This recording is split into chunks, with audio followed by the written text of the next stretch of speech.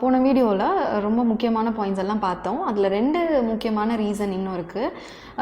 இப்போ இருக்கிற எல்லா யங்ஸ்டர்ஸ்க்கும், இப்போ இருக்கிற யங் மதர்ஸ் எல்லாருக்குமே வந்து பிபிடி இருக்கிறதுக்கு இது ரொம்ப முக்கியமான ரீசன். என்னென்னா, அவங்களுக்கு withdrawal from social and work relationships, இந்த மாதிரி அவங்களோட பணி தொடர முடியாத காரணங்கள். இப்போ வந்து சோஷியல் லைஃப்பில் இருந்தவங்கனால இந்த குழந்தை வந்ததுக்கப்புறம் இந்த குழந்தைய சுற்றியே அவங்களோட வாழ்க்கை உலகம் இருக்கிறத ஏற்றுக்க முடியாமல் போகிறதும் இந்த பிபிடிக்கு ஒரு பெரிய ரீசனாக இருக்குது. அதுக்கப்புறம் பார்த்திங்கன்னா பர்சனல் இல்னஸ். அந்த காலத்துலலாம் எல்லாருக்குமே வந்து இந்த ரத்த கொதிப்பு, இந்த சர்க்கரை நோய் இதெல்லாம் வந்து கர்ப்ப காலத்தில் இருக்கா அப்படின்னு கேட்டால் இல்லை. பட் இப்போ பெரும்பாலும் எல்லா தாய்மார்களுக்குமே இது இருக்குது. இதுவுமே ஒரு பிபிடிக்கு மேஜர் ரீசனாக இருக்கும். ஆல்சோ வெஜைனல் லேபர் போகிறாங்க, அதுக்காக பிளான் பண்ணி எல்லாமே செய்வாங்க. பட் ஆனால் இட் எண்டட் அப் இன் வந்து சி செக்ஷன்.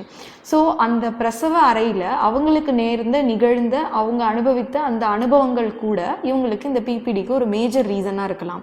பட் இதெல்லாம் தான் வந்து ரீசன் இருக்கும் அப்படின்றத விட கண்டிப்பாக இது நம்மளால் மேனேஜ் பண்ண முடியும் அப்படின்றது தான் வந்து ரொம்ப ரொம்ப நிதர்சனமான உண்மை. So how to manage this PPD, also how can you get back to your life normal. So இது எல்லாத்தையுமே நம்ம லைவ் செஷனில் பார்க்கலாம்.